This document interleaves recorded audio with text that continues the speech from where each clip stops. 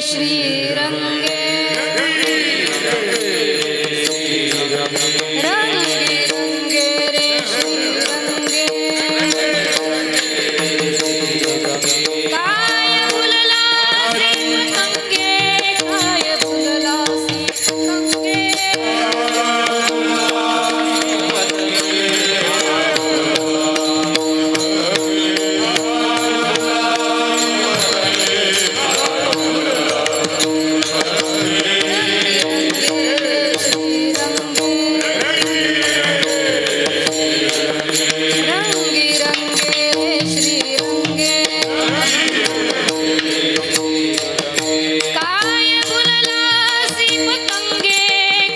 फुलला पतंगे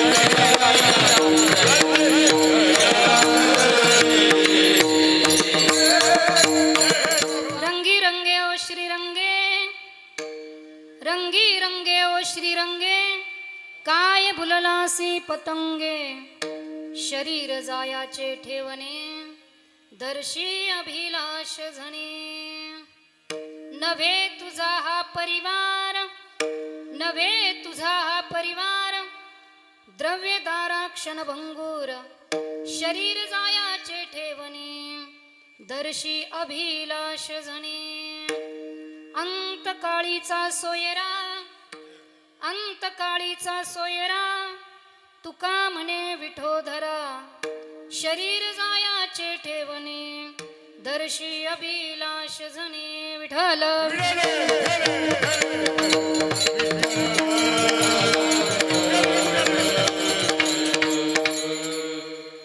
ओम नमो जियात्या वेद प्रतिपाद्या जय जय स्म संवेद्या आत्मरूपा देवा तुझी गणेशू सकलार्थमती प्रकाशू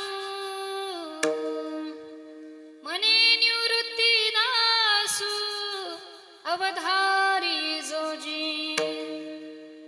आता अभिनव वाग्विलासिनी जे चातुर्यार्थ कला कामिनी ते श्री शारदा विश्वमोहिनी नमिली मिया मज हृदयी सद्गुरु जेने तारिलो हा संसार पुरू म्हणून विशेष त्यागरू विवेकावरी पांडुरंगा करू प्रथम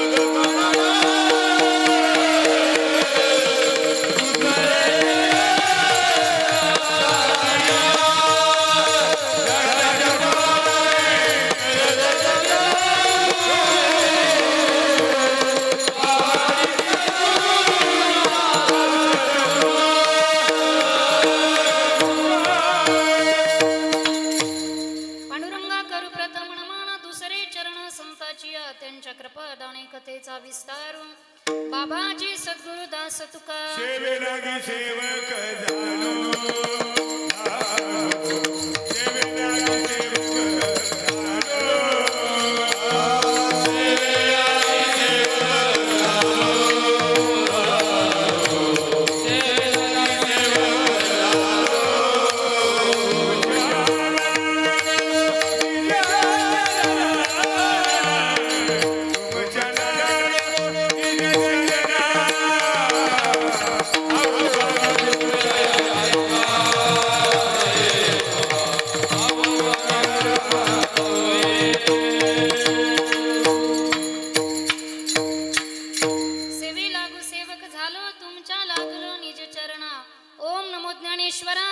करुणा करा दयाळा तुमचा अनुग्रह लादलो पावन झालो चराचरी विठ्ठल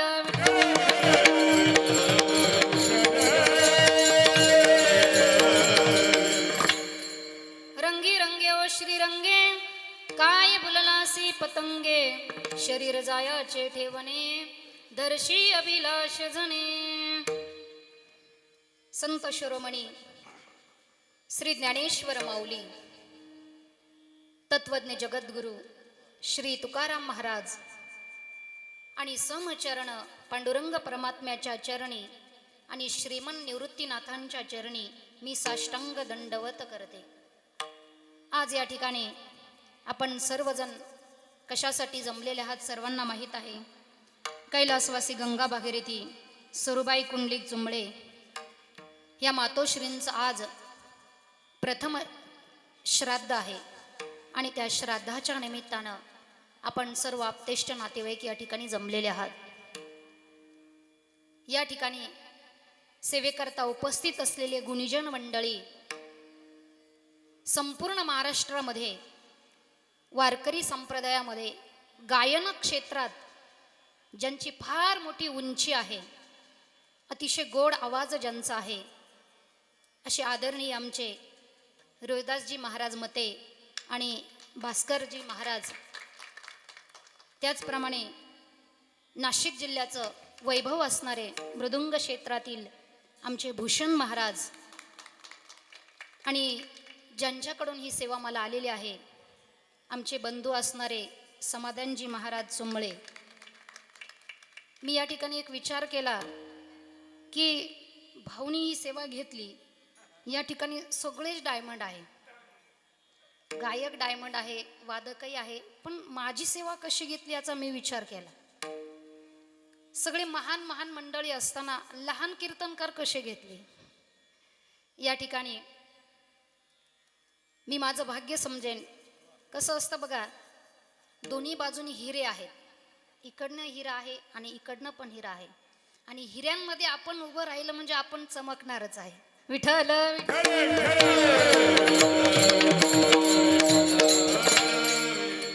या मातोश्रींच्या पाठीमागचा परिवार जर बघितला तर त्यांची मुलं श्री लक्ष्मण कुंडलिक चुंबळे, श्री वसंत कुंडलिक चुंबळे, श्री लहानू कुंडलिक चुंबळे, मुलगी गंगा भागीरथी औसाबाई दगू आडके, सौ जनाबाई श्रीरंग चौधरी, सौ लंकाबाई संपत मटाले आणि समस्त चुंबळे परिवार असा या मातोश्रींचा मोठा परिवार आहे.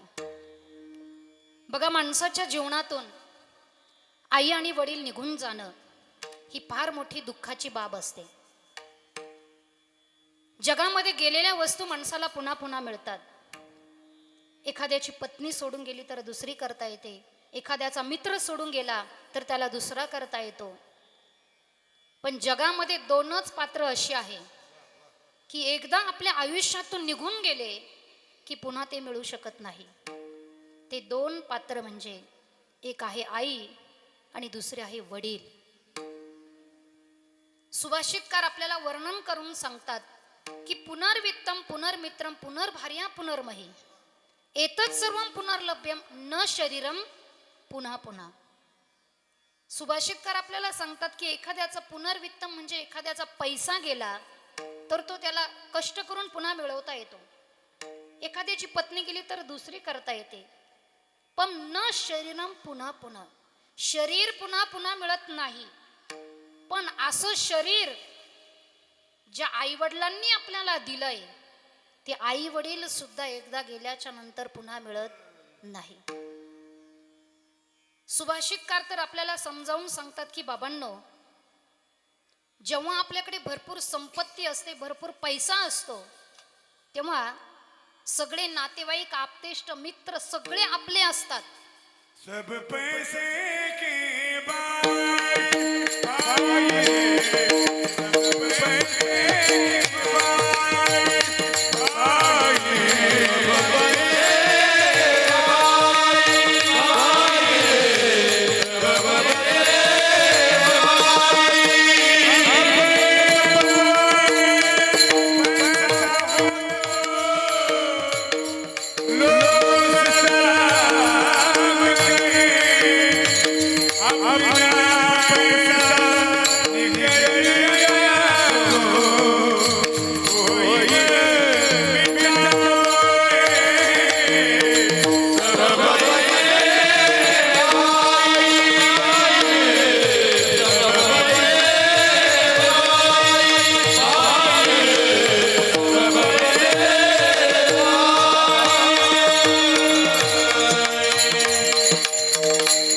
सब पैसे के भाई, सगळे फक्त पैशापुरते आपले मागे मागे फिरत असतात. पण लक्षात ठेवा, त्या माणसाकडे जेव्हा दुःखाचा प्रसंग असतो, दुःख आणि दुःखच त्या माणसाच्या सोबत जेव्हा असतं, त्या दुःखामध्ये त्याच्या सोबत कोण असेल तर सुभाषितकार सांगतात, सुखाधावतील सगळे दुःखामागे आई, सुखाधावतील सगळे दुःखामागे आई, आई विन माया विश्वात नाही, आई विन माया विश्वात नाही, हाताचा पळणा केला नेत्राचा दिवा, जो जो वी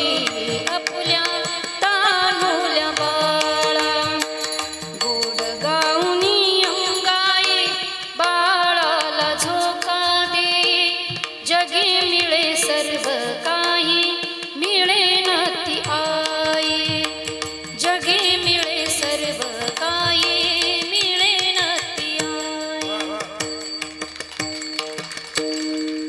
जगामध्ये एकदा की आपल्या आयुष्यातून आई वडील निघून गेले की पुन्हा मिळू शकत नाही. कितीही श्रीमंत मनुष्य असू द्या, पण त्याच्याकडे जर आई नसेल तर त्याला कवी यशवंत सांगत असतात की तिन्ही त्रिभुवनाचं जरी वैभव त्याच्याकडे असेल तर त्याला आई नसेल, त्याला भिकारी म्हटलेलं आहे. स्वामी तिन्ही जगाचा आई विना भिकारी. म्हणून जोपर्यंत आई वडील आपल्या सोबत आहे तोपर्यंत तुम्ही त्यांची सेवा करून घ्या. कारण माझ्या ज्ञानोबरायांनी सांगितलेलं आहे की आई वडील सकळ तीर्थांचे दुरे, जे का माता पितरे तया सेवी शिकीर शरीर.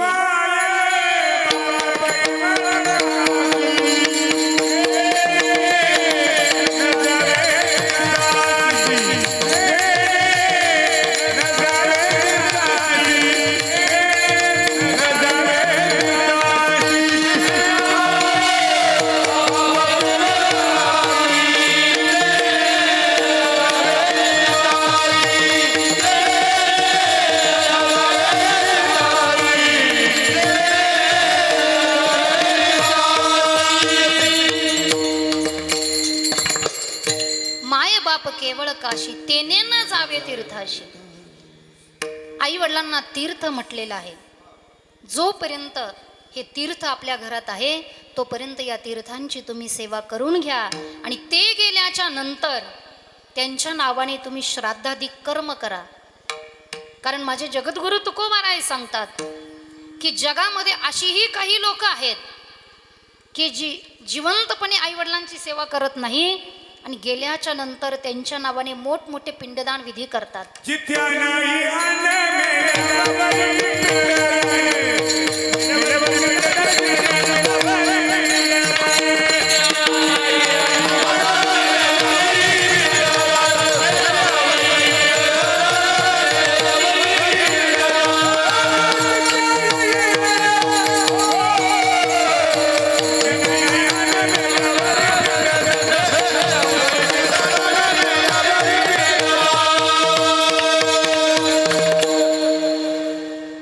डायमंड म्हणण्याचं कारण एकच आहे की प्रत्येक शब्दाला प्रमाण त्यांच्याकडे आहे. जिता नाही अन्न मेल्यावरी पिंडदान. जिवंतपणे सेवा करत नाही, मेल्याच्या नंतर मोठमोठे पिंडदान विधी करतात. तुकोबाराय सांगतात नाही, अगोदर तुम्ही सेवा करा आणि ते गेल्याच्या नंतर पिंडदान विधी करा. आणि हा विधी करत असताना प्रत्येकाला वाटत असतं की आपले आई वडील आपण म्हातारे होईपर्यंत राहिले पाहिजे. परंतु लक्षात घ्या, कालाय तस्मै नमः. कालाच्या गतीप्रमाणे प्रत्येकाला चालावं लागत असतं. कारण आपण ज्या लोकामध्ये जन्माला आलेलो आहोत त्या लोकाचं नावच आहे मृत्यूलोक. मृत्यूलोक म्हणजे मरणाऱ्या माणसांचा लोक. या ठिकाणी प्रत्येकाला जायचं आहे. आएगा सो जाएगा राजा रंग फकीर.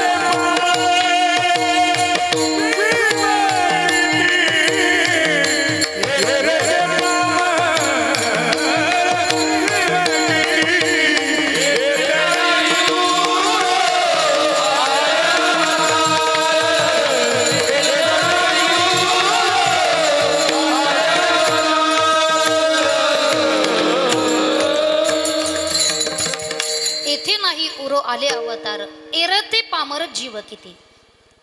ज्या भगवंताने या मृत्यू लोकामध्ये अवतार घेतला त्या भगवंतालाही या मृत्यू लोकामध्ये राहता आलं नाही. तुम्हाला आम्हाला सगळ्यांना जायचं आहे, परंतु जात असताना काही कर्म आपल्याला सांगितलेले आहे. त्या कर्मांमध्ये पहिलं कर्म सांगितलेलं आहे की ज्या आई वडिलांनी आपल्याला जन्म दिला त्या आई वडील गेल्याच्या नंतर त्यांचं श्राद्धाधिक कर्म करणे.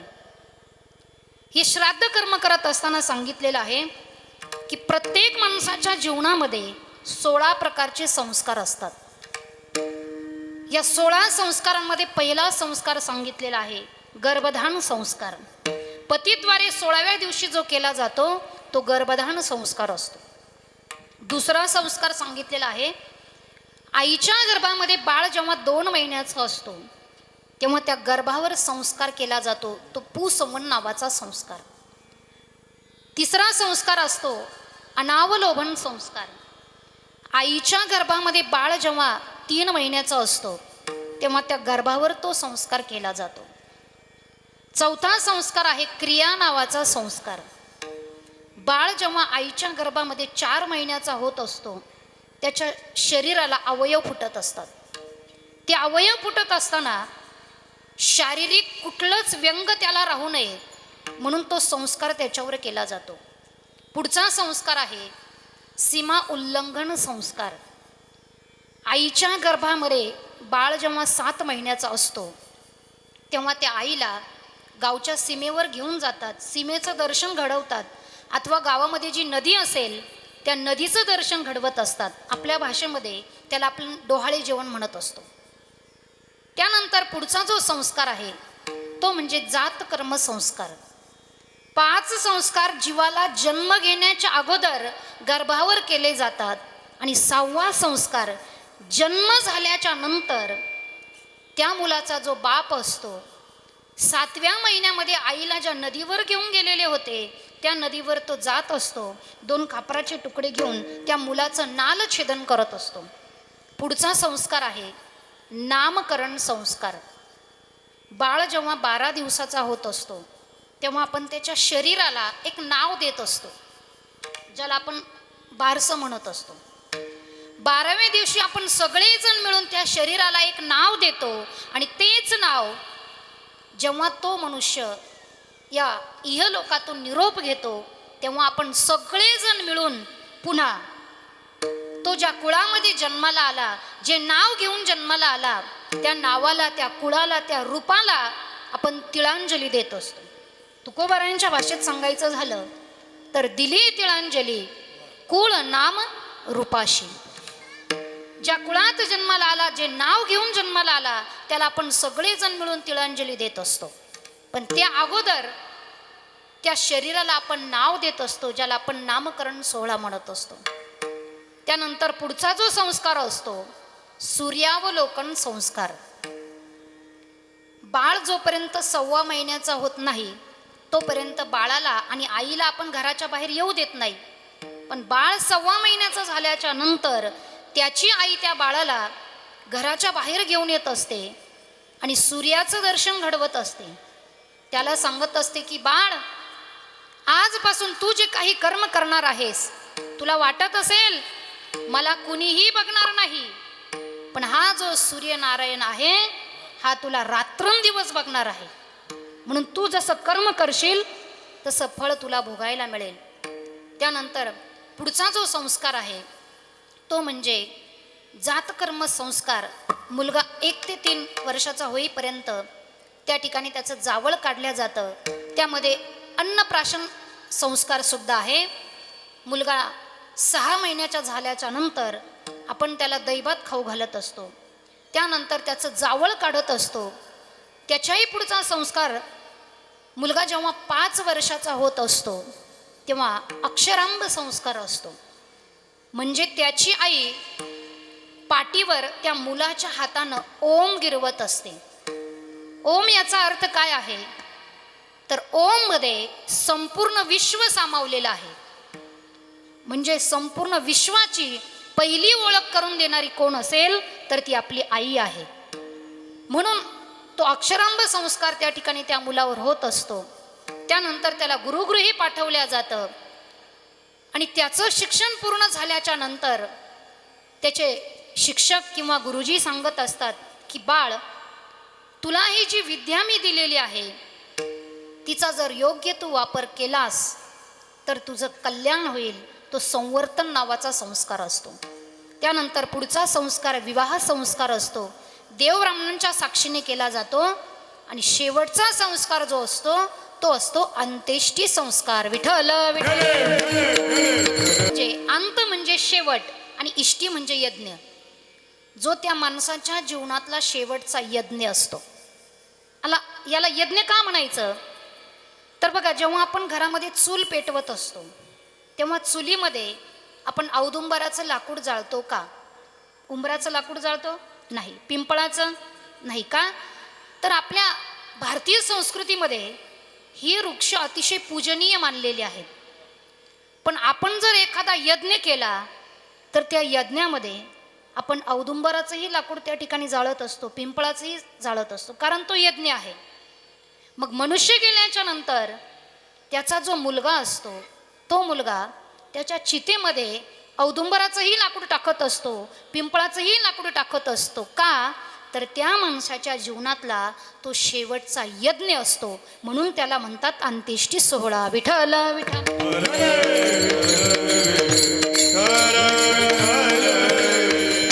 या ठिकाणी प्रश्न निर्माण होतो की माणसाला मृत्यू आला म्हणजे नेमकं झालं काय? जन्म घेण्याच्या अगोदर तो कुठे होता? तर लक्षात घ्या, जन्म घेण्याच्या अगोदर तो आकाश तत्वामध्ये होता. आकाश तत्वातून तो अग्नी तत्वात आला, अग्नी तत्वातून वायू तत्वात आला, वायू तत्वातून जल तत्वात आला. म्हणजे आईच्या गर्भामध्ये त्याला पाण्याचा स्पर्श झाला आणि त्यानंतर तो पृथ्वी तत्वावर आला. तुकोबारायांच्या भाषेत सांगायचं झालं तर पंचभूतांचा गोंधळ केला एके ठाई मेळ. 5 तत्वांपासून माणसाचं शरीर निर्माण झालं.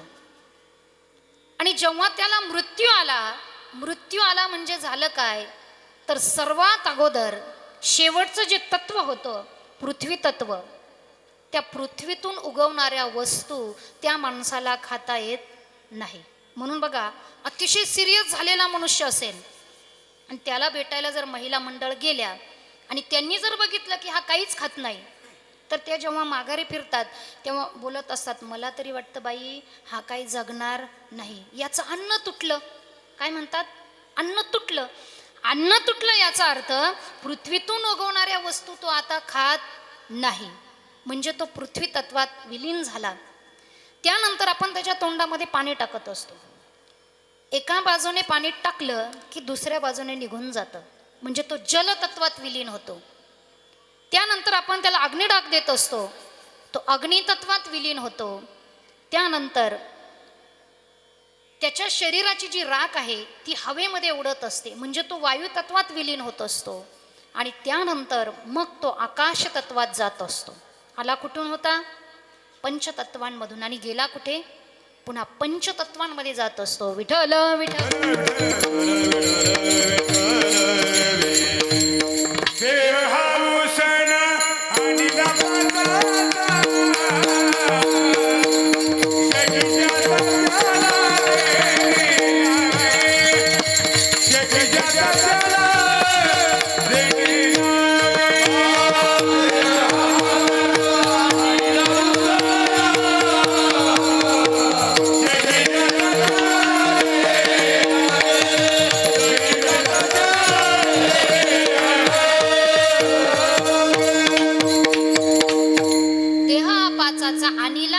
उसना, तो उसना आपण आणलेला आहे. आणि तो कशासाठी आणलेला आहे? आपण येत असताना देवाला काय सांगितलं होतं? देवा, मी तुझं भजन करेन. आठवीन पा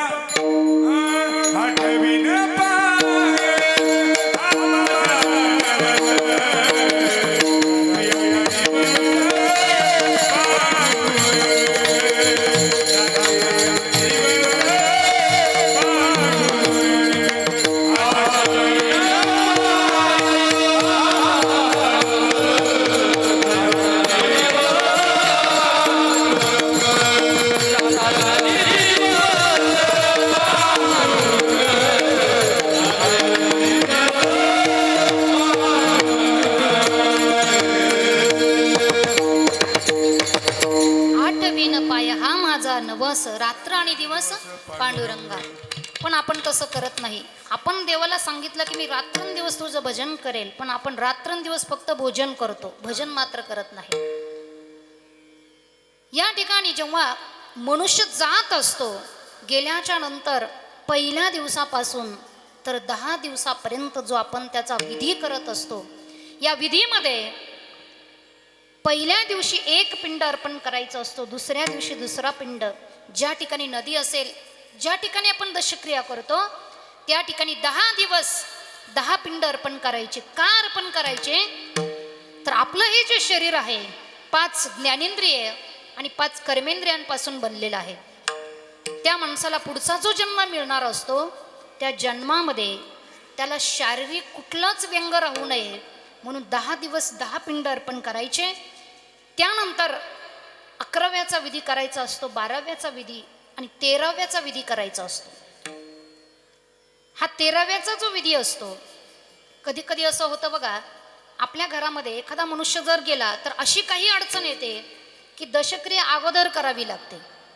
पण दशक्रिया इकडं तिकडं झाले तर चालते, पण 13व्याचा जो विधी आहे तो त्याच दिवशी करायचा असतो. कारण का? तर अगोदर मी तुम्हाला जे 16 संस्कार सांगितले, या 16 संस्कारांपैकी 16च्या 16 संस्कार प्रत्येक जीवावर होतात का? सगळ्यांवर 16 संस्कार होतात? कुणावरच होत नाही. पण 3 संस्कार हे प्रत्येक जीवावर होत असतात. पहिला संस्कार म्हणजे नामकरण संस्कार. नाव हे प्रत्येक माणसाचं ठेवल्या जातं. असं कुणी आहे का त्याला नावच नाही? नाव प्रत्येकाचं ठेवल्या जातं. त्यानंतर विवाह संस्कार. एखाद्याचा जर विवाह झाला नाही तर त्याला मौजीबंधनाचा संस्कार असतो. आणि शेवटचा संस्कार, ज्याचा जन्म झाला त्याचा मृत्यू होणार म्हणजे अंत्येष्टी संस्कार. 3 संस्कार प्रत्येक जीवावर होत असतात. मग मला सांगा, 16तून फक्त 3च संस्कार जर आपल्यावर झाले तर राहिले किती? 16तून 3 गेले, राहिले किती? 13. मग हे 13 संस्कार करायचे केव्हा? तर हे जे 13 संस्कार आहे, मनुष्य गेल्याच्या नंतर जेव्हा अग्निडाग दिला जातो, अग्निडाग दिल्याच्या नंतर तो मुलगा जेव्हा घागर घेऊन त्या प्रेताला प्रदक्षिणा मारत असतो, ती प्रदक्षिणा मारत असताना आपण एक दगड घेत असतो आणि त्यात घागरीला ठोका मारत असतो. तो जो दगड असतो त्याला जीवखडा म्हणतात किंवा आश्मा म्हणतात. तो जो आश्मा असतो, गेलेला आत्मा, शरीराच्या बाहेर आलेला आत्मा त्या प्रेतासोबत स्मशानभूमीमध्ये आलेला असतो. तो विचार करतो की आजपर्यंत ज्या शरीरामध्ये मी राहिलो ते शरीर तर जळतंय, मी आता कुठे राहू? मग तो त्या आश्म्यावर बसत असतो. मग आपण तो आश्मा घरी आणतो का? घराच्या बाहेर ठेवत असतो. पण तो जो आश्मा आहे, तो जो खडा आहे, 13 दिवस त्या खड्यावर ते संस्कार करायचे असतात. आणि 13व्या दिवशी त्या जीवात्म्याचा प्रवास सुरू होत असतो. आणि हा प्रवास सुरू झाल्याच्या नंतर वाटेमध्ये त्याला एक वैतरणी नावाची नदी लागते. त्या नदीपर्यंत जाण्याकरता त्या जीवात्म्याला 48 दिवस लागतात. मग 13 अधिक 48 झाले किती? 61. म्हणजे त्या जीवात्म्याला त्या नदीपर्यंत जाण्याकरता 61 दिवस लागतात. ती जी नदी असते ती पाण्याने भरलेली नदी नसते. ती नदी म्हणजे अतिशय घाणेने भरलेली नदी असते, जिच्यामध्ये कृमी, किडे, पू, रक्त, घाण, विष्ठा अतिशय घाणेने भरलेली नदी असते. आणि ती नदी त्या जीवात्म्याला पार करायची असते. आणि ती पार करत असताना एक लक्षात घ्या, त्या नदीच्या काठी एक कामधेनू नावाची गाय असते. जी गाय त्या जीवात्म्याला ती नदी पार करण्यासाठी मदत करत असते. पण ती गायही कुणाला मदत करते? तर ज्या माणसाने आपल्या आयुष्यामध्ये एक जरी गाय दान दिलेली असेल त्यालाच ती मदत करत असते. मग तुम्ही म्हणाल, महाराज आमच्याकडे एक अशी गाय आहे जी दूधच देत नाही, मग ती गाय घरी ठेवण्यापेक्षा दान दिलेली बरी. पण शास्त्र सांगतं गाय कशी दान द्यायची आहे?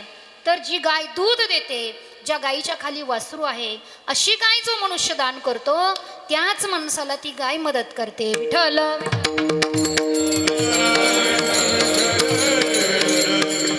आणि ही नदी पार करण्याकरता त्या जीवात्म्याला लागतात 39 दिवस. 61 अधिक 39 झाले किती? 100. त्या जीवात्म्याला यमाच्या दरबारापर्यंत जाण्याकरता 100 दिवस लागतात आणि मग 100 दिवसाच्या नंतर तो यमाच्या दरबारात गेल्याच्या नंतर त्याचा त्या ठिकाणी खटला सुरू होत असतो.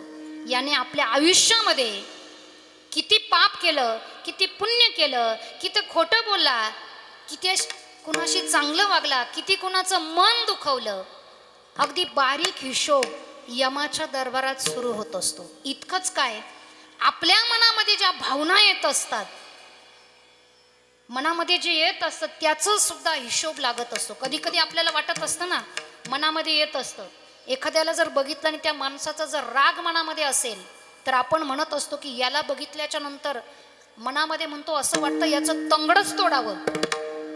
मनामध्ये येत असतं पण आपण करू शकत नाही. मग हे जेव्हा मनात येतं तर याचा सुद्धा हिशोब त्या ठिकाणी लागत असतो आणि तो हिशोब लागण्याकरता लागतात 265 दिवस. मग 100 अधिक 265 झाले किती? 365. भाऊंचा हिशोब फास्ट आहे. 365 दिवस लागतात. रोजचे व्यवहार असल्यामुळे पटकन हिशोब सांगताय, नाही तर बऱ्याच वेळा लोकांना विचारलं तर ते विचार करत बसतात. आणि वर्षाचे दिवस किती? 365. आणि श्राद्ध सुद्धा बरोबर 1 वर्षाने येत असतं. मग श्राद्ध म्हणजे काय तर पितरांच्या उद्देशाने विधीपूर्वक श्रद्धेने जे कर्म केलं जातं त्याला श्राद्ध म्हणतात. आणि मग हे श्राद्ध मुलानेच का करावं तर आयुष्यभर मुलगा आईवडिलांची सेवा करतो की हे माझे आईवडील आहेत म्हणून. पण गेल्याच्या नंतर मुलाने श्राद्ध का करावं तर लक्षात घ्या, एखाद्या माणसाने जर ठरवलं की आपण आयुष्यभर ब्रह्मचर्य व्रताचं पालन करायचं तर तो मनुष्य ब्रह्मचर्याच्या बलावर मुक्त होत असतो. पण सगळ्यांनीच जर ब्रह्मचर्य व्रताचं पालन केलं तर ही सृष्टी चालणार नाही. म्हणून मोठमोठ्या ऋषीमुनींनी जगत प्रवाहाच्या संचलनार्थ गृहस्थाश्रमाचा स्वीकार केला आणि संतती निर्माण केली. संतती निर्माण केल्यामुळं झालं काय तर दशमद्वाराने प्राणायाम करण्याची जी शक्ती असते ती शक्ती त्या माणसाची क्षीण झाली. आणि ही जी त्रुटी आहे ही त्रुटी त्या मुलामुळे त्या बापामध्ये आलेली असते. म्हणून ही त्रुटी भरून काढण्याचं काम त्या मुलाचं असतं.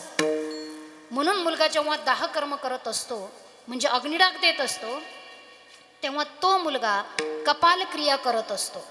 म्हणजे काय तर एक वेळूची काठी हातामध्ये घेतो, 3 वेळा कपाळाला स्पर्श करतो आणि ती काठी मोडून टाकतो. याचं कारण तो मुलगा आपल्या आप्तेष्टांसमोर प्रतिज्ञा करत असतो की जर माझ्या वडिलांनी ब्रह्मचारी व्रताचं पालन केलं असतं तर ते मुक्त झाले असते, पण ही सुंदर सृष्टी मला बघायला मिळाली नसती.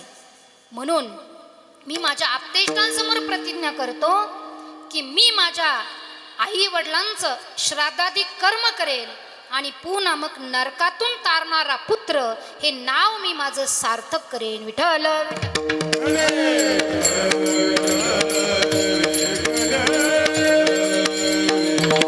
म्हणून श्राद्ध हे मुलाने करायचं असतं. तुम्ही म्हणाल महाराज एखाद्याला मुलगा नसेल तर त्याचं श्राद्ध त्याच्या मुलीने केलं तरी चालतं.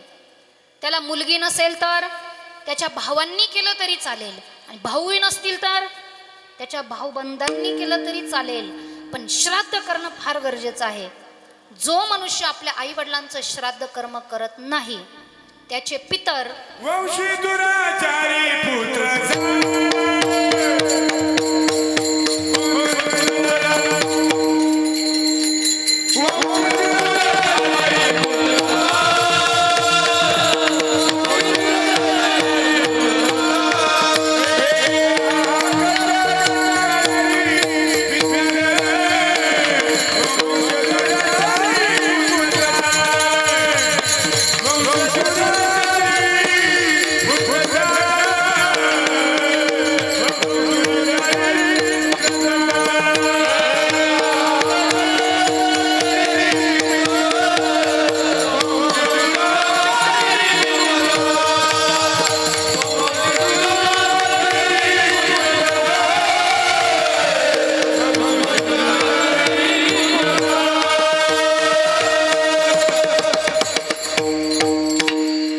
त्याचे करीती पितर वंशी दुराचारी पुत्र झाला.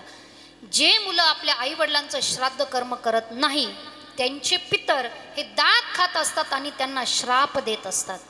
म्हणून लक्षात घ्या, पितरांचे आशीर्वाद फार महत्वाचे आहे. तुका म्हणे पितू आशीर्वाद दे.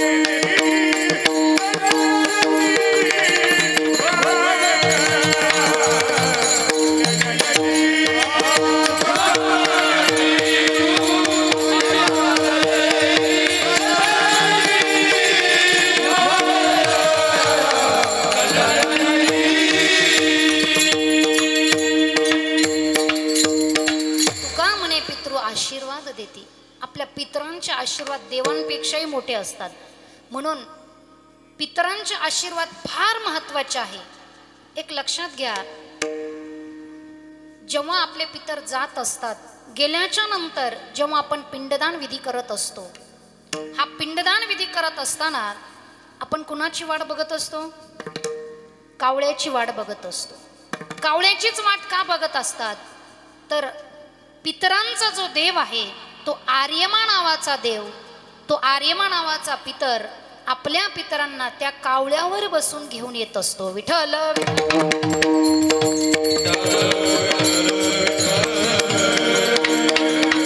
आणि एक लक्षात घ्या, आजचा जो दिवस आहे म्हणजे श्राद्ध कर्म, ज्या दिवशी आपल्या आईवडिलांचं श्राद्ध असतं तो दिवस त्या मुलांसाठी पर्वकाळ असतो.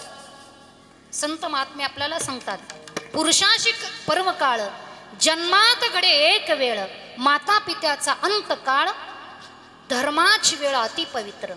आजची जी वेळ आहे, आज या आजींची जी मुलं आहे, या मुलांसाठी आजचा दिवस म्हणजे पर्वकाळ आहे. आपल्यासाठी जो पर्वकाळ असतो, जेव्हा सूर्यग्रहण किंवा चंद्रग्रहण असतं, त्यातला कमीत कमी 1 ते 1.5 तास फक्त पर्वणीचा आपल्यासाठी असतो. पण आपले आईवडील ज्या तिथीला जातात, ती जी तिथी असते ती मुलांसाठी पूर्ण दिवस हा पर्वकाळ असतो.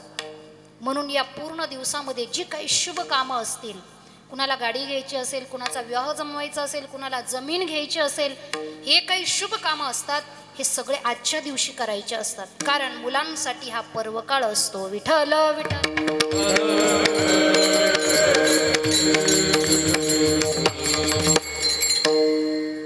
आपले पितर कावळ्यावर बसून त्या ठिकाणी येत असतात आणि जेव्हा तो आर्यमा नावाचा पितर आपल्या पितरांना घेऊन येत असतो, इथं आल्याच्या नंतर तो सर्वात अगोदर त्या पितरांना त्यांचं जे जुनं घर असतं त्या जुन्या घरी घेऊन जात असतो. आणि तिथं जर मुलं भेटली नाही, कारण काही माणसं आपलं गाव सोडून दुसरीकडे राहण्यासाठी गेलेली असतात, मग त्या ठिकाणी तो घेऊन जात असतो. जिथं मुलं राहतात त्या ठिकाणी घेऊन जात असतो. आणि तिथं गेल्याच्या नंतर सर्वात अगोदर मोठ्या मुलाच्या दारामध्ये त्या पितरांना सोडत असतो. त्या मोठ्या मुलाने जर आपल्या पितरांचं श्राद्ध कर्म केलं नाही तर पुन्हा तो आर्यमा नावाचा पितर त्यांना उचलतो आणि 2 नंबरच्या मुलाच्या दारामध्ये घेऊन जात असतो. त्यानेही जर पिंडदान केलं नाही तर पुन्हा 3 नंबरच्या, असं क्रमाक्रमाने जितकी मुलं असतील प्रत्येकाच्या दारामध्ये त्यांना सोडत असतो. आणि कुणीच जर पिंडदान केलं नाही तर ते पितर त्यांना श्राप देतात आणि निघून जात असतात. म्हणून आपल्या पितरांच्या नावाने श्राद्ध करणं फार गरजेचं आहे. आपण जर पितरांना पिंडदान केलं नाही तर काय होतं, तर सर्वात अगोदर आपले पितर उपवाशी राहतात. आणि दुसरं असं होतं बघा, जेव्हा तो आर्यमा नावाचा पितर घेऊन येत असतो, त्याला माहीत असतं की आता याची मुलं खाऊ घालणार, याला खाऊ घालणार म्हणजे याच्यासोबत आपल्यालाही जेवायला मिळणार. पण जेव्हा ती मुलं काहीच खाऊ घालत नाही, पिंडदान करत नाही, अन्नदान करत नाही, तेव्हा तो जो पितर आलेला असतो त्यांना घेऊन तो पितर त्यांना म्हणत असतो की अशी कशी दुष्ट मुलं तुम्ही जन्माला घातली की त्यांनी तुमचं तर श्राद्ध कर्म केलंच नाही, तुम्हाला तर उपवाशी ठेवलंच, पण तुमच्याबरोबर मलाही उपवाशी राहावं लागलं. मग त्यांना जेव्हा घेऊन जात असतो तो असा तसा नेत नाही, मारत नेत असतो. मारीती तोडीती जोडीती तू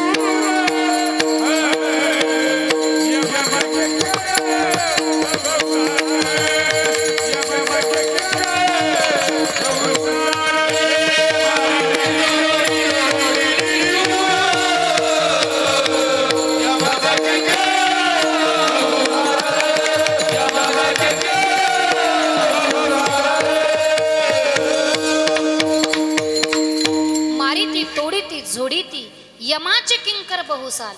त्या ठिकाणी त्यांना मारत नेत असतो. मग आपले पितर खाता काय? तर बघा, जेव्हा दुसरी मुलं आपल्या आई वडिलांच्या नावानं श्राद्ध कर्म करत असतात, ती पितर जेव्हा ते अन्न सेवन करून संतुष्ट होतात आणि त्यांची जेव्हा लाळ पडत असते, ती लाळ जी मुलं आपल्या आईवडिलांचं श्राद्ध कर्म करत नाही त्यांच्या पितरांना त्यांची लाळ खावी लागते. विठ्ठल विठ्ठल. असं जर झालं, दुसऱ्याची लाळ जर खावी लागली तर ते पितर आशीर्वाद देतील का हो? ते श्राप देत असतात. विठ्ठल विठ्ठल.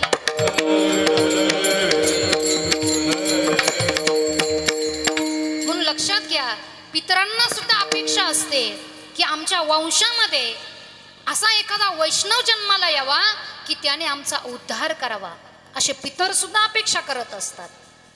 बघा, एका गावामध्ये एक ब्राह्मण काका राहत होते आणि त्या ब्राह्मणाच्या घरी एक कोळ्याचा मुलगा होता.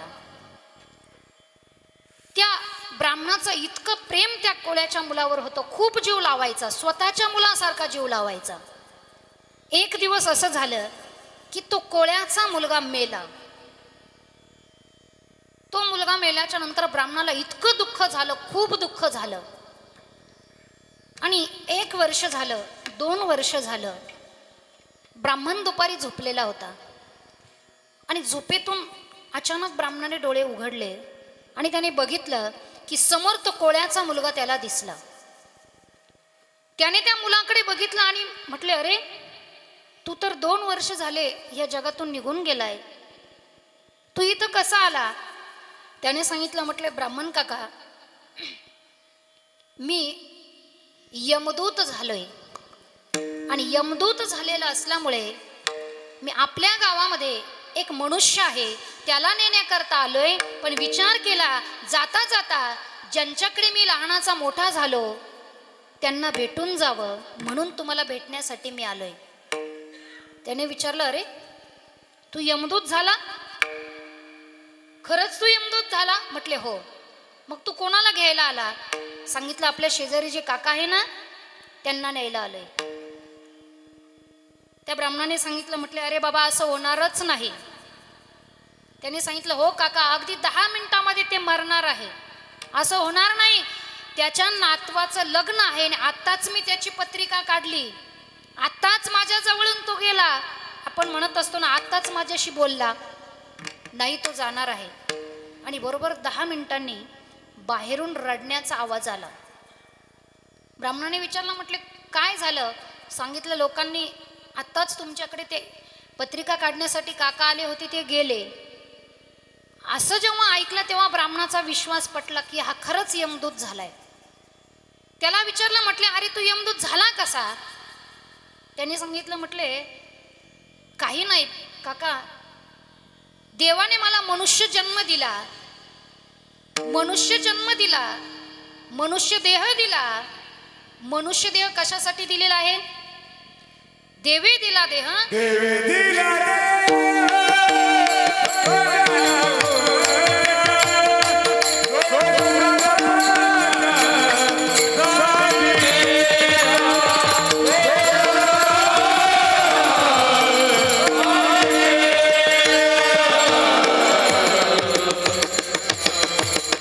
देवे दिला देह भजना कोमटा. भजनासाठी दिला, पण मी तसं केलं नाही. मी दुष्ट कर्म करत राहिलो आणि मी जेव्हा मेलो तेव्हा मी यमाच्या दरबारात गेलो. तिथं गेल्याच्या नंतर यमाला माझी पुन्हा कीव आली. यमाने विचार केला की याला पुन्हा आपण मनुष्य जन्म देऊन बघू. याने केलं तर केलं भजन, पुन्हा मला मनुष्य जन्म दिला, पण मी पुन्हा तेच केलं, मी भजन केलं नाही. पुन्हा मी यमाच्या दरबारात गेलो. असं 100 वेळा झालं आणि 100 वेळा मी यमाच्या दरबारात गेल्यामुळे यमाने विचार केला, याला मी फारच आवडलेला दिसतोय, त्यापेक्षा याला आपल्याजवळ कामाला ठेवून घ्या. त्याने मला कामाला ठेवून घेतलं आणि मी यमदूत झालो. आणि मग असं बऱ्याच वेळा जेव्हा जेव्हा तो यायचा, जात असताना आपल्या ब्राह्मण काकांना भेटून जायचा. एक दिवस त्या ब्राह्मण काकाने सांगितलं, म्हटले, का रे माझं एक काम करशील का? म्हटले, सांगा काका, काय काम आहे? काही नाही म्हटले, मला फक्त एकदा नरक बघायचं आहे आणि एकदा स्वर्ग बघायचं आहे. मला नरक दाखव आणि स्वर्गही दाखव. त्याने सांगितलं, म्हटले काका हे काम माझ्याकडे नाही, पण मी माझ्या मालकाला विचारतो. तो यमाकडे गेला आणि यमाला सांगितलं की देवा, मी खाली जो राहत होतो त्या माझ्या मालकाला एकदा स्वर्ग बघायचं आहे आणि एकदा नरक बघायचं आहे, माझी इच्छा पूर्ण करा. आता यमाने विचार केला, याची कामगिरी इतकी चांगली होती, त्याच्यावर यम खुश होता. त्याने विचार केला, इतकी चांगली कामगिरी करतोय, याची इच्छा पूर्ण केली पाहिजे. यमदूतांना सांगितलं, जा आणि याच्या मालकाला खाटेसहित उचला आणि नरकामध्ये घेऊन जा. त्याच्या मालकाला म्हणजे त्या ब्राह्मण काकाला यमदूतांनी उचललं, नरकामध्ये घेऊन गेले. ब्राह्मण काका जेव्हा उठले, बघितलं, त्या मुलाला विचारलं, म्हटले अरे बाबा मला कुठं आणलंय? त्याने सांगितलं, तुम्हाला नरकात आणलंय, तुम्हाला नरक बघायचा होता ना, नरकात आणलंय. आणि मग त्याला नरक दाखवू लागले. सर्वात अगोदर दाखवलं की त्या ठिकाणी एक खूप मोठी कढई होती, ज्यामध्ये उकळतं तेल होतं. त्या तेलामध्ये एका माणसाला जसे भजी आपण तळतो तसे त्याला तळत होते. त्याने विचारलं, म्हटले का हो, याने काय पाप केलं म्हणून याला असा नरक भोगायला लागतोय? त्याला सांगितलं, म्हटले काका, ज्या आई वडिलांनी याला जन्म दिला त्या आई वडिलांची याने सेवा केली नाही म्हणून याला या नरकामध्ये टाकले. पुढे नेलं, पुढचा नरक दाखवला की त्या ठिकाणी तो मनुष्य पडलेला होता आणि हिंस्र पशु पक्षी त्याचे लचके तोडत होते. काकाने विचारलं, याने काय पाप केलं? सांगितलं, याच्याकडे इतकी संपत्ती होती, पण याने आपल्या जीवनामध्ये कधीच कुणाला अन्नदान केलं नाही, म्हणून याच्या शरीराचे ते हिंस्र पक्षी लचके तोडताय. पुढं गेल्याच्या नंतर दाखवलं की एक तप्त असलेला खांब होता आणि त्या खांबाला त्या मनुष्याला मिठी मारायला सांगत होते. विचारलं, याने काय पाप केलं? सांगितलं, याच्याकडे सुंदर स्त्री असताना सुद्धा हा दुसऱ्या स्त्रीकडे बघत होता, दुसऱ्या स्त्रीची इच्छा करत होता, म्हणून याला या नरकामध्ये टाकले. त्याने हात जोडले, म्हटले मला हा नरक बघायचाच नाही, मला आता स्वर्गात जायचंय, स्वर्ग बघायचा आहे. पण जाता जाता त्याने बघितलं की त्या नरकामध्ये एक मनुष्य हसत होता. त्याने विचारलं, इतका दुःखदायक हा नरक आहे आणि या नरकामध्ये हसतोय, हा का हसतोय म्हणून विचारलं. तेव्हा त्या यमदूतांनी सांगितलं, म्हटले काका, या नरकामध्ये जो हसतोय ना, याच्या कुळामध्ये अगदी 2 मिनिटामध्ये असा वैष्णव जन्माला येणार आहे की या नरकातून तो त्याला स्वर्गाला घेऊन जाणार आहे, म्हणून या नरकात सुद्धा तो हसतोय. जाता जाता या काकाने विचार केला, आपलं तर काही पाप झालेलं नसेल ना, म्हणून जाता जाता त्या काउंटरवर गेला नरकाच्या आणि तिथं विचारलं, म्हटले माझं तर काही पाप नाही ना, मला इथं यावं लागणार नाही ना? त्यांनी सांगितलं, त्या नरकातल्या लोकांनी म्हटले, तुम्हाला सुद्धा एक दिवस इथं यायचं आहे. काकाने विचारलं, अरे मी काय पाप केलंय? त्यांनी सांगितलं, म्हटले काही नाही, तुम्ही एकच पाप केलं. एक दिवस तुम्ही एका चांभाराकडे गेले होते आणि तुमची चप्पल त्या चांभाराकडनं तुम्ही शिवून घेतली आणि चांभार जेव्हा 2 पैसे जास्त मागू लागला तेव्हा तुम्ही त्याला सांगितलं, अरे मी ब्राह्मण आहे, माझ्याकडून कशाला इतके पैसे घेतो? त्याला 2 पैसे तुम्ही कमी दिले, म्हणजे तुम्ही 2 पैसे फुकटचं त्याचं खाल्लं, म्हणून त्या 2 पैशाचं पाप तुम्हाला लागलं. म्हणून लक्षात घ्या, कधीच कुणाचं फुकटचं खायचं नाही. फुकटचं खाल्ल्याच्या नंतर तिथं जावं लागतं. आणि मग त्याने सांगितलं, हे पाप जाण्याकरता मी काय करू, काय शिक्षा मला आहे? सांगितलं, ती चप्पल शिवण्याकरता जितकं चामडं लागलं ना, तितकं चामडं तुम्हाला काढून द्यावं लागेल. मग त्याने आपल्या हाताचं तळ हाताचं इतकं चामडं काढून दिलं. त्या पापातून तो मुक्त झाला आणि मग त्या यमदूतांनी त्याला उचललं आणि स्वर्गात घेऊन गेले. स्वर्गामध्ये अतिशय सुंदर वातावरण होतं, सगळा स्वर्ग त्याने बघितला, अतिशय आनंदित झाला. पण स्वर्गातून जेव्हा माघारी येत होता, येता येता बघितलं की त्या स्वर्गामध्ये एक मनुष्य रडत होता. त्याने विचारलं, अरे इतका आनंद या स्वर्गात असताना सुद्धा हा रडतो, याचं कारण काय? त्यांनी सांगितलं की हा जो स्वर्गामध्ये असून सुद्धा हा रडतोय, याचं कारण याच्या सुद्धा कुळामध्ये अगदी 2 मिनिटामध्ये इतका दुष्ट मुलगा जन्माला येणार आहे की स्वर्गात गेलेले पितर सुद्धा तो म्हणून पाहता ती वाट स्वर्गीचे पितर, स्वर्गातील पितर सुद्धा वाट बघत असतात की आमच्या कुळामध्ये असा मुलगा जन्माला येईल की तो आमचा उद्धार करेल. म्हणून लक्षात घ्या, या मृत्यू लोकात तुम्ही जन्माला आलात ना, तर मृत्यू लोकात तुम्ही आला तर आहात, पण इथं आल्याच्या नंतर तुम्ही काय केलं पाहिजे आणि काही न केलं पाहिजे, काय केलं पाहिजे हे तुकोबाराय अभंगाच्या प्रथम चरणात सांग. रंगी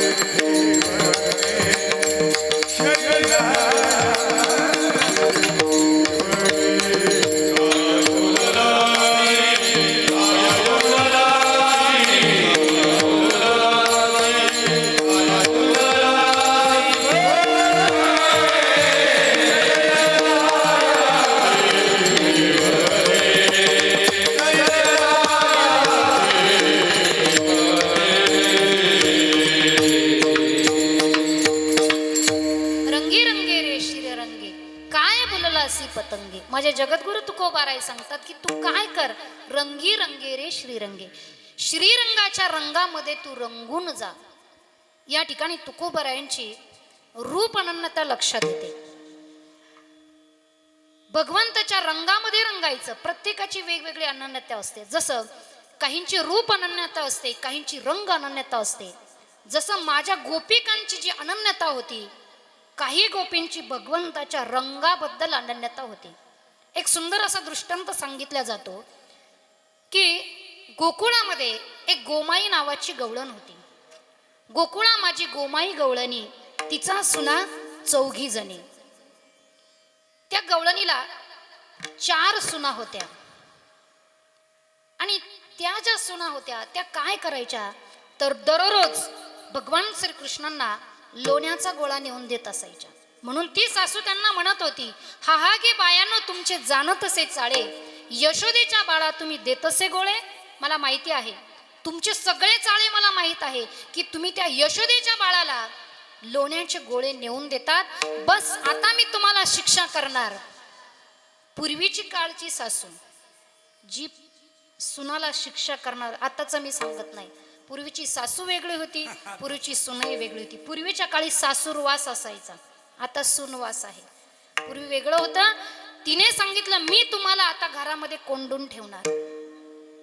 तिने त्या 4ही सुनांना घरामध्ये कोंडून ठेवलं, बाहेरून कुलूप लावून घेतलं आणि घराच्या बाहेर येऊन बसली. ती घराच्या बाहेर बसली, पण आतमध्ये ज्या 4 गवळणी होत्या, दररोज भगवंताचं दर्शन त्यांना होत असायचं. मनामध्ये विचार केला की आज आमच्या भगवंताचं दर्शन आम्हाला होणार नाही, आणि दर्शन होणार नाही हे मनामध्ये आल्याच्या नंतर अतिशय आर्ततेने भगवंताला आवाज देऊ लागल्या. आणि जेव्हा अंतकरणापासून आपण भगवंताला आवाज देतो ना, तेव्हा भगवंताला यावंच लागतं. मनसे गोविंद गोपाल गाया करो, प्यारे मोहन को दिल में बसाया करो. मनसे गोविंद गोपाल गाया करो, प्यारे मोहन को दिल में बसाया करो. कौन कहता है भगवान आते नहीं, सच्चे मन से मगर बुलाते नहीं.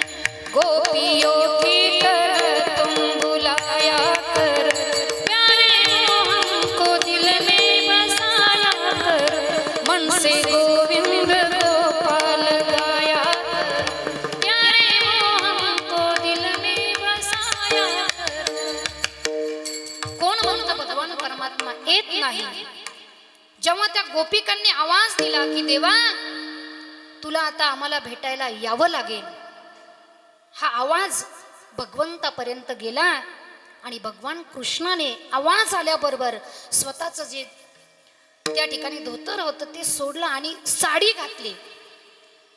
पांढरे केस आपण काळे करत असतो, भगवंताने काळे केस पांढरे केले आणि एक म्हातारी कासारीन जी असते तिचं रूप घेतलं. एका पाटीमध्ये बांगड्या भरल्या आणि ती पाटी डोक्यावर घेऊन भगवान परमात्मा त्या गवळणीच्या दारामध्ये आले आणि दाराच्या बाहेर जी तुळशी वृंदावन होतं त्या तुळशी वृंदावनाजवळ भगवान परमात्मा पाटी घेऊन बसले आणि अतिशय बारीक असा पाऊस सुरू झाला.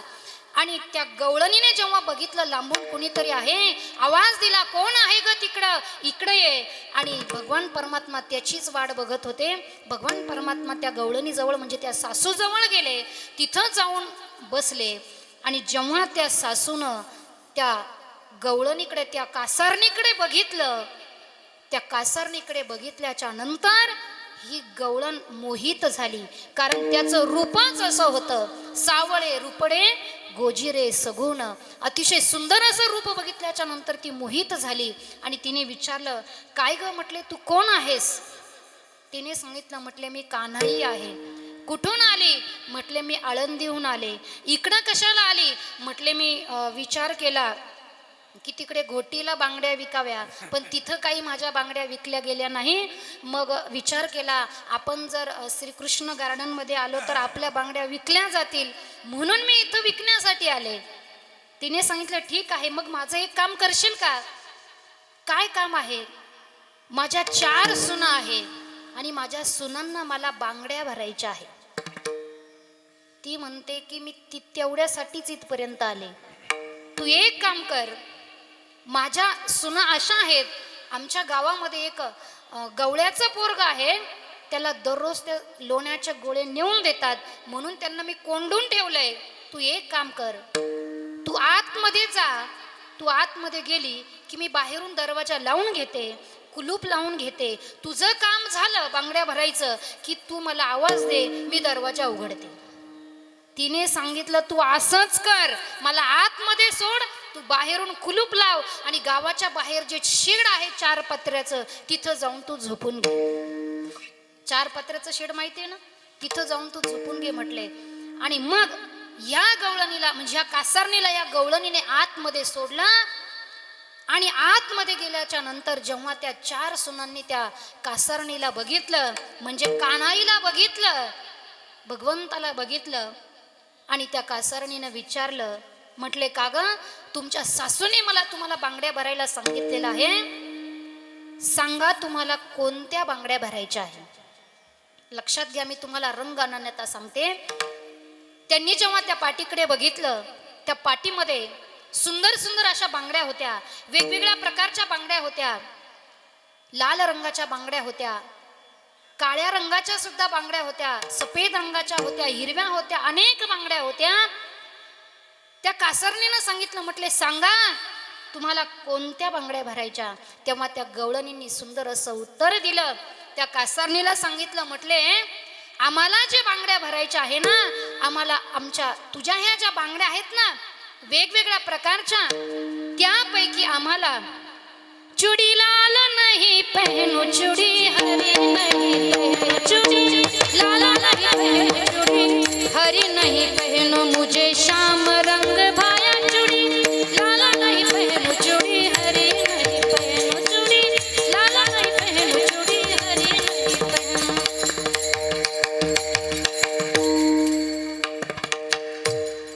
त्यांनी सांगितलं की आम्हाला लालही बांगडी नको, हिरवीही बांगडी नको, तुला जर आम्हाला बांगडी भरायचीच असेल तर आमच्या कृष्णाच्या रंगाची बांगडी भर विठ्ठल.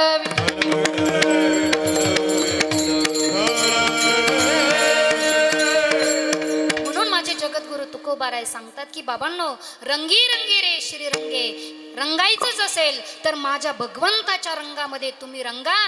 आणि भगवान परमात्मा या ठिकाणी माझे जगद्गुरु तुकोबाराय सांगतात की बाबांनो, तुमच्याकडे जी संपत्ती आहे, तुमच्याकडे जे ऐश्वर्य आहे या ऐश्वर्याचा जो तुम्ही अभिमान बाळगतास आणि तो अभिमान ज्या शरीरावर तुम्ही बाळगतात ना, ते शरीर एक ना एक दिवस जाणार आहे. अभंगाच्या दुसऱ्या चरणात शरीर जायाचे ठेवणे, शरीर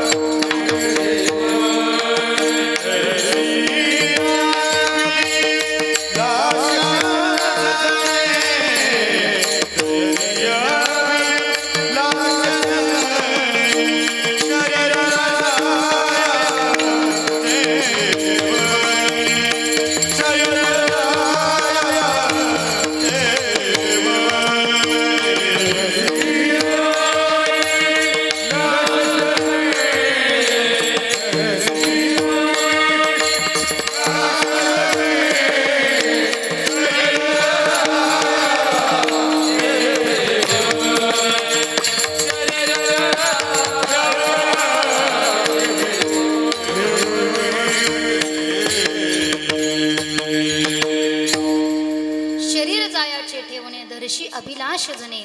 माझे जगद्गुरु तुकोबाराय सांगतात की बाबांनो, हे जे शरीर आहे, हा जो देह आहे, हा देह एक ना एक दिवस जाणार आहे. देह जाणार त्याशी काळोबा खाणार. नवे नवे प्रत्येक घडीला काळ आपली वाट बघतोय. घडी घडी काळ वाट याची पाहे, अजूनही किती आहे अवकाश. प्रत्येक घडीला आपण मरणाच्या दाराकडे चाललेलो आहे. म्हणून तुकोबाराय सांगतात की बाबांनो, शरीर जाणार आहे, शरीर तर जाणार आहे, पण अनमोल असलेलं शरीर भगवंताने तुम्हाला दिलंय ना, याचा उपयोग तुम्ही करून घ्या.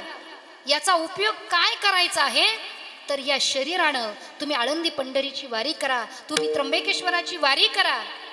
कारण संत महात्मे आपल्याला समजावून सांगतात की बाबांनो, तुम्ही तुमच्या पुण्याईच्या बळावर तुम्ही जर स्वर्गाला गेले. कधी कधी असं होतं की आपली जी मुलं असतात ती दुष्ट मुलं जन्माला आलेली असतात आणि दुष्ट मुलं आई वडिलांचं श्राद्ध कर्म करत नाही. आणि मग तुम्ही म्हणाल, महाराज आम्ही काय करू? जरी आमची मुलं दुष्ट जन्माला आली तरी आम्ही आमच्या पुण्याईच्या बळावर आम्ही स्वर्गात जाऊ. पण लक्षात घ्या, तुम्ही तुमच्या पुण्याईच्या बळावर जरी स्वर्गात गेलात आणि मुलं जर दुष्ट जन्माला आली तरी तुम्हाला पुन्हा माघारी यावं लागेल, पुन्हा खाली यावं लागेल. मग संत महात्मे सांगतात की तुम्हाला जर स्वर्गात गेले आणि पुन्हा जर खाली यायचं नसेल तर त्याकरता तुम्ही काय करा, तर या संसारावरचा जो मोह आहे, हा मोह तुम्ही बाजूला करा. हा मोह जेव्हा तुम्ही बाजूला कराल तेव्हाच तुम्हाला जर स्वर्गात गेलाच तर खाली येता येणार नाही. विठ्ठल विठ्ठल.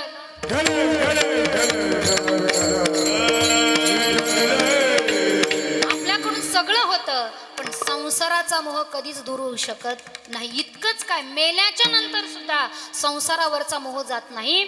एका गावामध्ये एक साधू महात्मा आले आणि आल्याच्या नंतर एका घरी गेले. तिथं गेल्याच्या नंतर एक बाबा होते. बाबांना सांगितलं, म्हटले बाबा मी पंढरीला वारीला चाललेलो आहे, माझ्या बरोबर वारीला चला. त्या बाबाने सांगितलं, म्हटले महाराज माझ्या मुलाचं अजून लग्न व्हायचं आहे, माझ्या मुलाचं लग्न झालं की मी लगेच तुमच्या बरोबर वारीला येतो. आणि 2 वर्षांनी महाराज आले आणि आल्याच्या नंतर पुन्हा त्या घरी गेले. सांगितलं, म्हटले बाबा आता तरी वारीला चला.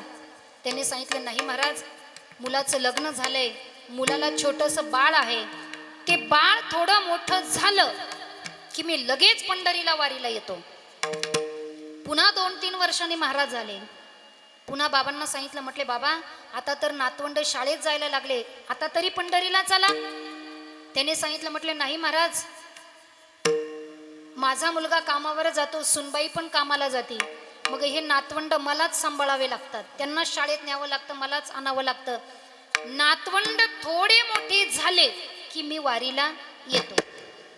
पुन्हा 2 वर्षांनी महाराज आले आणि आल्याच्या नंतर बघितलं बाबा दिसत नाही, म्हणून नातवंडांना विचारलं, बाबा कुठे गेले? नातवंडांनी सांगितलं, म्हटले आमचे बाबा ते बघा, म्हटले फोटोत गेले. आता फोटोत गेले म्हटल्याच्या नंतर मग बाबांनी डोळे झाकले, कारण अंतर्यामी महात्मा होते. विचार केला की हे बाबा आता नक्की कोणत्या जन्मात गेलेले असतील. डोळे झाकले, लक्षात आलं की बाबा त्यांच्याच घरामध्ये बैलाच्या रूपात आलेले होते.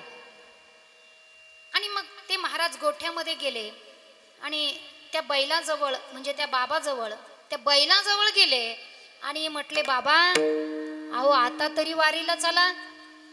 त्यांनी सांगितले, महाराज तुम्हाला कळतं की नाही? म्हटले, काही बैल कुठं वारीला जातात का?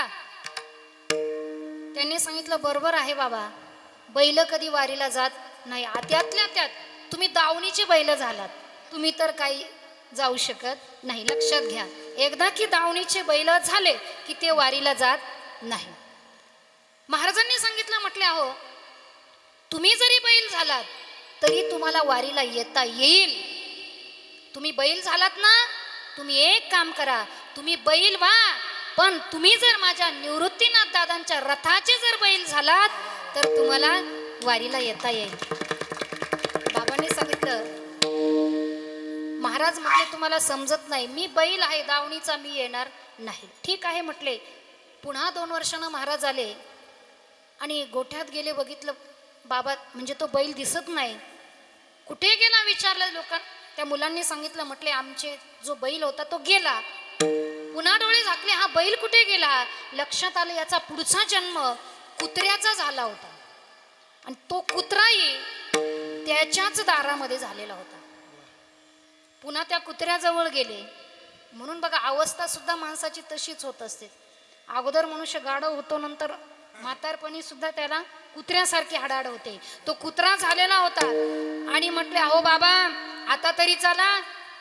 त्याने सांगितलं, महाराज तुम्हाला माहित नाही, इतके चोर सुटलेले आहेत आणि माझे सुनमुलं असे आहे, एकदा झोपले की त्यांना जाग येत नाही आणि इतके चोर सुटले. मी जर इथून तुमच्या बरोबर जर वारीला आलो तर इथं काय व्हायचं, म्हणून मी तुमच्या सोबत येऊ शकत नाही. म्हणून बघा, मनुष्य मेला तरी त्याची संसारावरची आसक्ती सुटत नाही. विठ्ठल विठ्ठल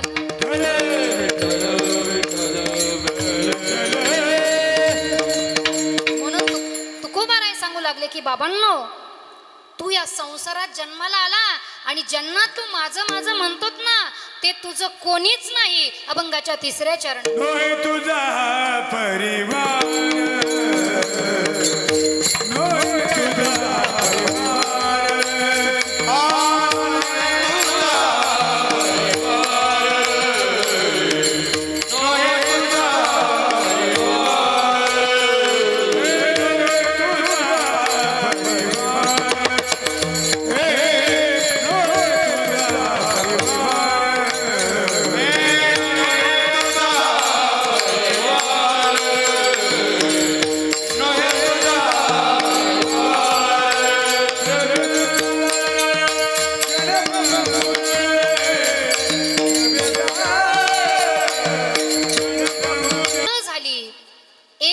असा आला की त्या मुलाची आई गेली आणि आई गेल्याच्या नंतर बापाने फोन केला की बाळू तुझी आई गेलेली आहे, तुला यावं लागेल.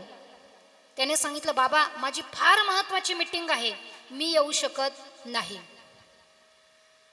त्या बापाने विचार केला की आपला मुलगा असा कसा झाला की आपण इतकं त्याला शिक्षणासाठी पैसा पुरवला आणि आज आईची अंत्ययात्रा तरी मुलगा आला नाही. बापाने त्या आईचा शेवट केला. पण एक दिवस असा आला की त्या मुलाचे वडील गेले. वडील गेल्याच्या नंतर मग गावकऱ्यांनी फोन केला, कारण घरी दुसरं कोणीच नव्हतं. गावकऱ्यांनी फोन केला की बाळू तुझे वडील गेलेले आहे, तुला यावं लागेल. त्याने सांगितलं, म्हटले माझं फार महत्त्वाचं काम आहे, मी आज येऊ शकत नाही, मी दशक्रियेच्या दिवशी येतो. गावकऱ्यांनी विचार केला, इतके दिवस मुलगा अमेरिकेत होता, म्हाताऱ्यानं कधी गाव सोडलं नाही, ठीक आहे आपण याचा शेवट करू. गावकऱ्यांनी त्याचा शेवट केला. पण दशक्रियेच्या दिवशी तो मुलगा अमेरिकेतून गावाकडे आला. लक्षात घ्या, मला एक सांगायचं आहे की मुलांना संस्कार दिले पाहिजे, आपले विधी निषेध दाखवले पाहिजे. तो मुलगा गावाकडे आला. आपल्याकडे अशी पद्धत आहे, आपल्या सुख दुःखाला जर कुणी आलं तरच आपण त्याच्या सुख दुःखाला जात असतो. हा मुलगा जर कुणाच्याच बापाच्या दशक्रियेला नव्हता तर मला सांगा याच्या बापाच्या दशक्रियेला कोणी येईल का? कोणीच नाही. आणि मुलाला बापाने कधीच दाखवलं नाही की पिंड कसा पाडतात. मुलाला काहीच माहिती नाही. झालं असं, मुलगा गावात आला, वेशीजवळ आला. त्या वेशीजवळ एक बाबा बसलेले होते. त्याने त्या बाबांना विचारलं, म्हटले बाबा पिंड पाडायचं म्हणजे नेमकं करायचं काय? बाबांनी सांगितलं, म्हटले काही नाही, ब्राह्मण काकांना बोलावून घ्यायचं. ब्राह्मण जसं म्हणन तसं तू म्हणायचं, ब्राह्मण जसं करल तसं तू करायचं. त्याने ब्राह्मणाला बोलावून घेतलं आणि मग ब्राह्मण काका आणि मुलगा दोघच घाटावर गेले. ब्राह्मण काका समोर बसले, मुलगाही समोर बसला. ब्राह्मण काकाने मुलाला सांगितलं, हा लावा डोळ्याला पाणी. बाबाने काय सांगितलं होतं? ब्राह्मण जसं म्हणन तसं तू म्हणायचं. ब्राह्मणाने सांगितलं लावा डोळ्याला पाणी. मुलगाही म्हणतो हा लावा डोळ्याला पाणी. ब्राह्मणाने सांगितलं, म्हटले अरे माझ्या डोळ्याला नाही, तुझ्या डोळ्याला पाणी लाव. त्याने सांगितलं, अरे माझ्या डोळ्याला नाही, तुझ्या डोळ्याला पाणी लाव. ब्राह्मणाने सांगितलं, म्हटले अरे पिंड माझ्या बापाचा नाही पाडायचा, तुझ्या बापाचा पाडायचा आहे. हाही म्हणतो पिंड माझ्या बापाचा नाही, तुझ्या बापाचा पाडायचा. असं म्हटल्याच्या नंतर ब्राह्मणाला एवढा राग आला, कारण ब्राह्मणाचा बाप जिवंत होता. ब्राह्मण उठून उभा राहिला आणि त्याच्या एक वाजून दिली. याला वाटलं पिंड असाच पाडता की काय. हाही उठून उभा राहिला आणि यानेही त्या ब्राह्मणाने सुद्धा, त्या मुलाने सुद्धा त्या ब्राह्मणाच्या वाजून दिली. आणि मग ब्राह्मणाने स्वतःचं साहित्य घेतलं आणि ब्राह्मण काका पळायला लागले. आणि पळता पळता राहिलेलं जे साहित्य होते त्या मुलाने उचललं आणि मुलगाही पळायला लागला. पळत पळत दोघही वेशीपर्यंत आले. आणि वेशीजवळ आल्याच्या नंतर मग ते बाबा बसलेलेच होते. बाबांनी विचारलं, म्हटले का रे बाळू, पाडला का पिंड? त्याने सांगितलं, हो बाबा एका ठोक्यात पिंड पाडला. म्हणून लक्षात घ्या, मुलांना केवळ शिक्षण देऊ नका, मुलांना संस्कारही द्या. आपण जर आपल्या मुलांना संस्कार दिले नाही तर आपले सुद्धा पिंड एका ठोक्यात पडतील. विठ्ठल विठ्ठल.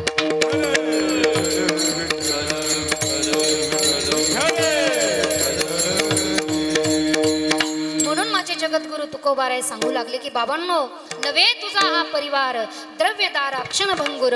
एकदा वारकरी संप्रदायाच्या नियमाप्रमाणे मोठ्या प्रेमानं भगवंताचं भजन करायचं आहे. विठोबार कुमार जय विठोबार कुमार.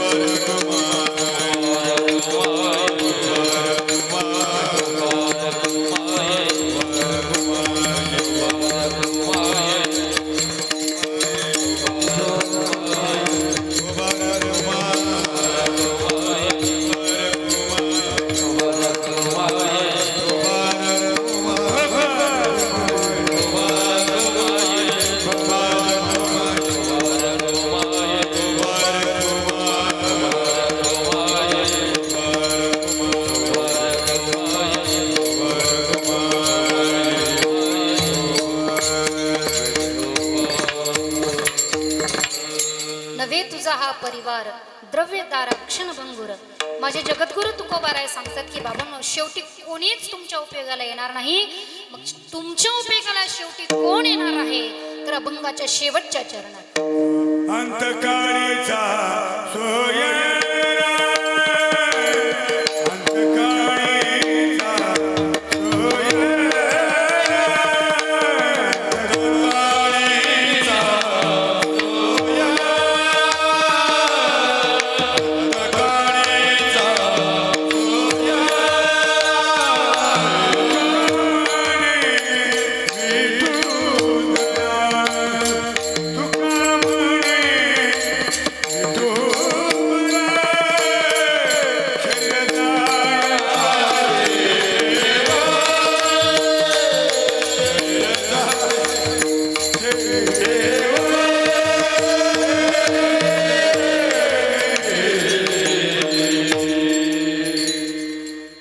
अंतकाळीचा सोयरा तुका म्हणे विठोधरा. अंतकाळी आपल्याला कोणीच उपयोगाला पडणार नाही. ज्याप्रमाणे प्रभू रामचंद्रांनी आपल्या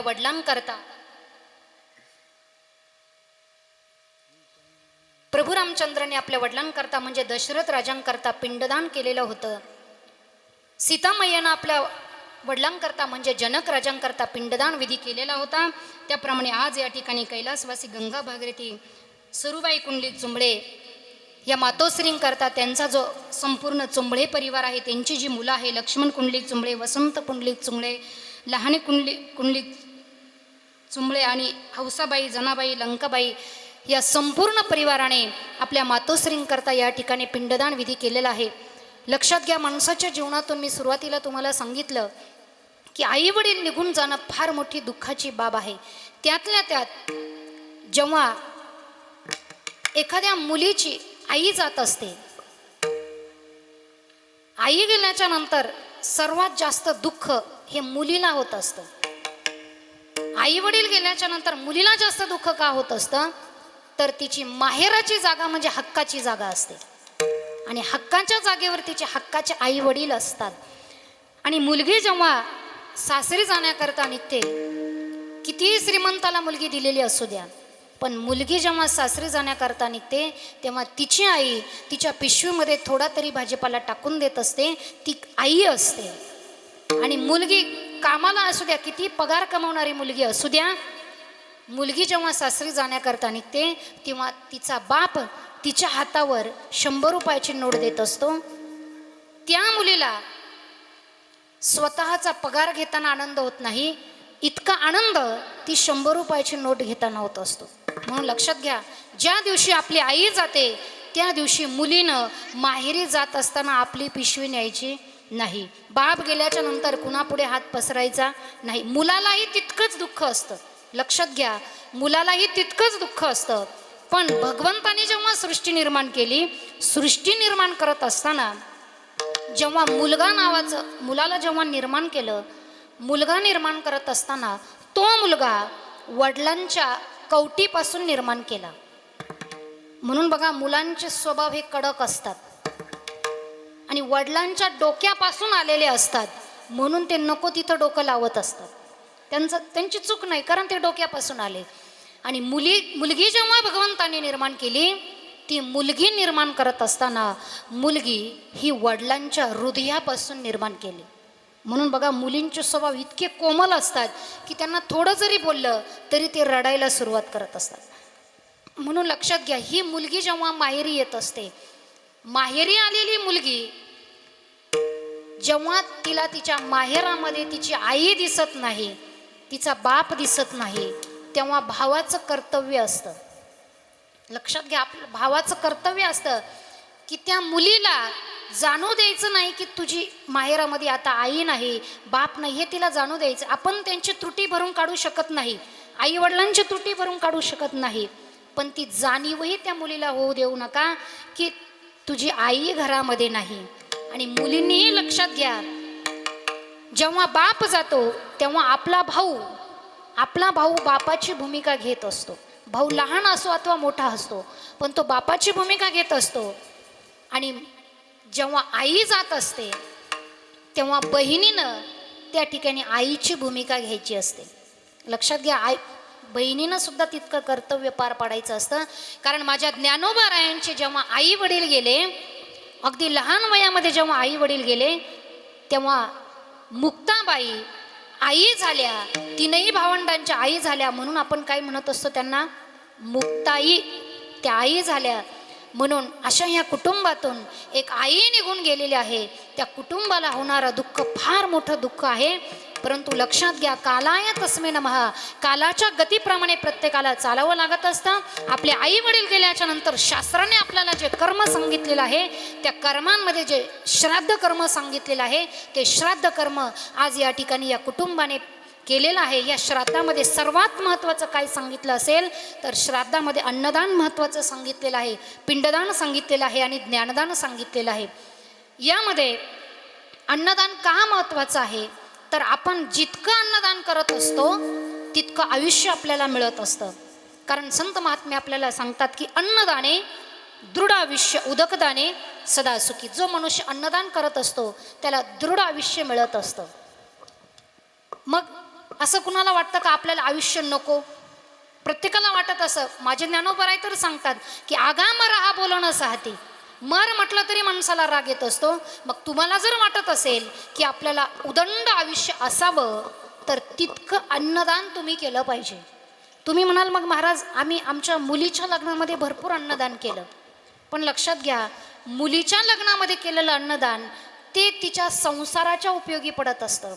तुम्ही म्हणाल आम्ही आमच्या आईच्या स्मरणार्थ भरपूर अन्नदान केलं, त्यांच्या श्राद्धाच्या दिवशी अन्नदान केलं, तर इथं जे श्राद्धाच्या दिवशी आपण अन्नदान करत असतो ते आपल्या पितरांना मिळत असतं.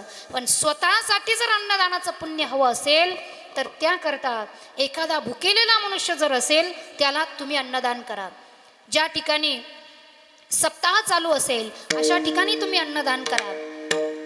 जितकं तुम्ही अन्नदान करत असतात तितकंच आयुष्य तुम्हाला मिळत असतं. समजा तुम्ही जर सप्ताहामध्ये 2 पोते जर अन्नदान केलं तर तितकंच अन्नदान तुमच्या नावावर जमा होत असतं. एकदा एका सावकाराने कधीच अन्नदान केलं नाही आणि एक दिवस गावातील काही मुलं सप्ताहाचा कार्यक्रम होता म्हणून सावकाराकडे आले आणि म्हटले सावकार काहीतरी दान द्या. ज्याने कधीच दान केलं नाही तो सावकार म्हणतो का रे, रामनवमी आले का चालले माझ्या घरी, कृष्ण जयंती आली का चालले माझ्या घरी, तुम्हाला दान मिळणार नाही. मुलं निघून आली. एका म्हाताऱ्या बाबाने बघितलं, म्हटले मुलांना काय झालं?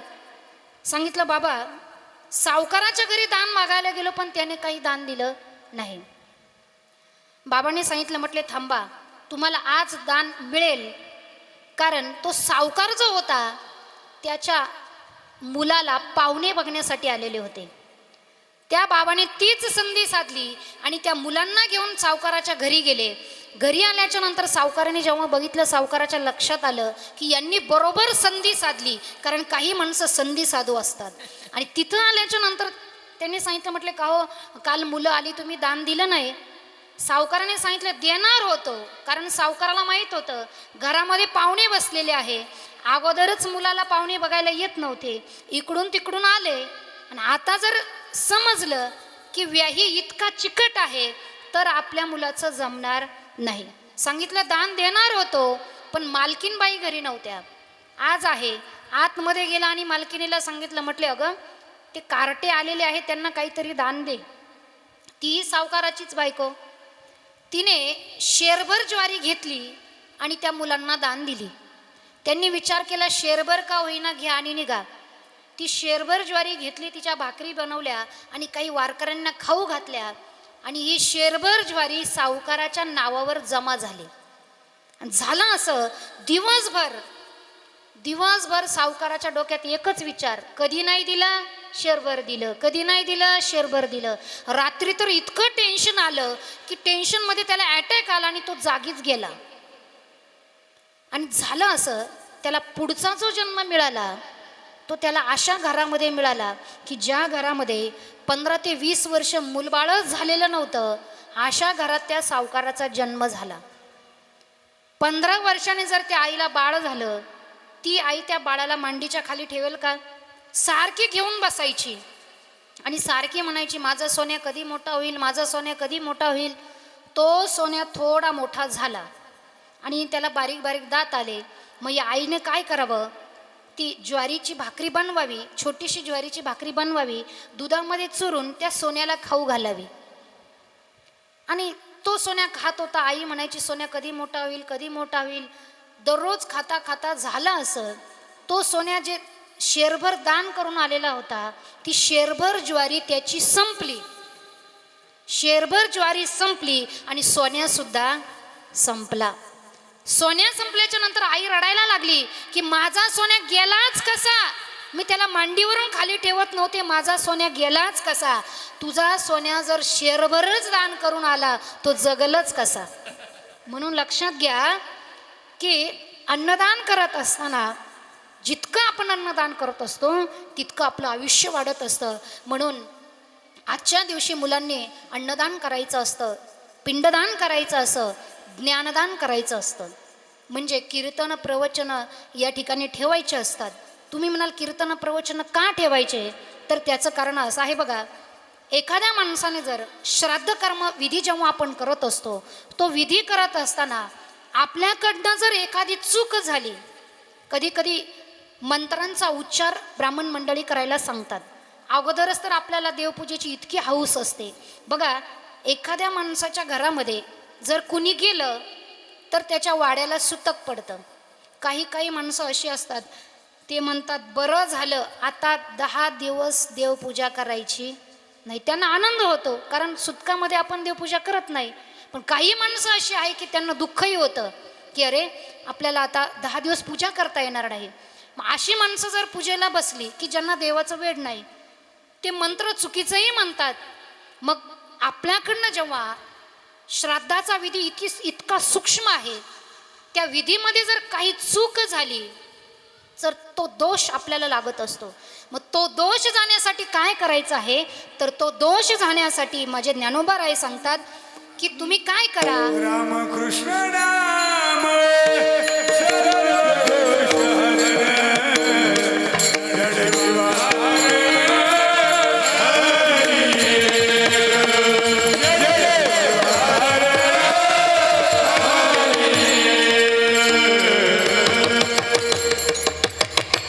रामकृष्णाम सर्व दोषाहरण जड जीवातारण. हरी एक भगवंताच्या नामाचा जर उच्चार केला तर त्या ठिकाणी संपूर्ण दोष आपले जात असतात. म्हणून या ठिकाणी माझे जगद्गुरु तुकोबाराय सांगतात की बाबांनो, तुमच्या अंत समयाला कोणीच उपयोगी पडणार नाही. अंतकाळीचा सोयरा तुका म्हणे विठोधरा, अंतकाळी आपल्याला फक्त तो भगवान परमात्मा उपयोगी पडणार आहे. म्हणून त्या भगवान परमात्म्याचं सर्वांनी मोठ्या प्रेमानं भजन करायचं आहे. ज्ञानेश्वर